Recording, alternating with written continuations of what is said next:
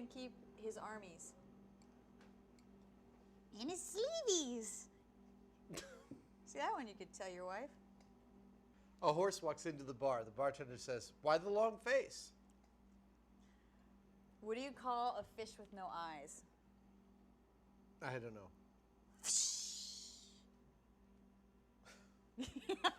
Wow, that's bad. That's so bad. You know my favorite meta joke? What's brown and sticky? What? A stick.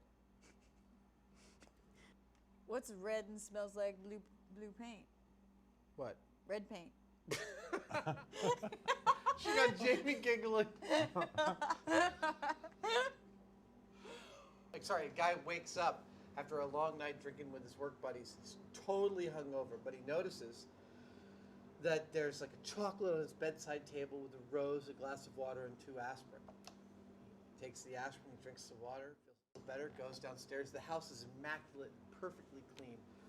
His wife has left a note that says, "I'm off shopping, love you."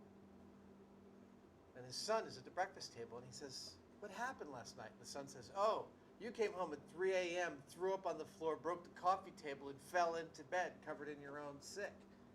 And he says, "Why is the house all neat and clean?" And he says, "Because when Mom was trying to undress you to put you in bed, you said, 'Get your hands off me, I'm married.'"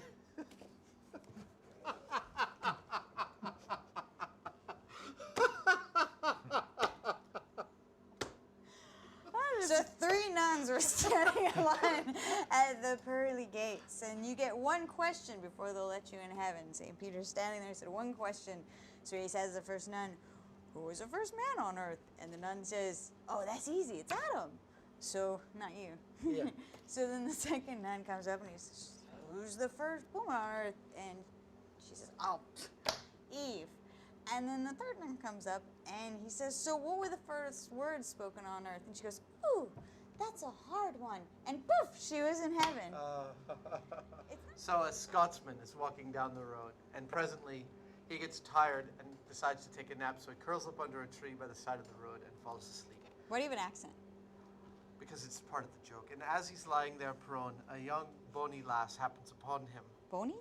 A bonny lass.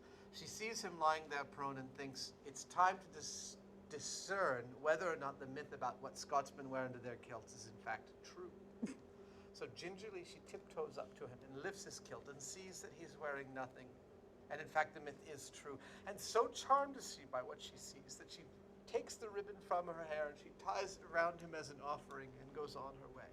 He wakes up a couple of hours later, none the wiser, and starts walking. And after a while, of course, he's got to take a leak, so he pulls over to the side of the road.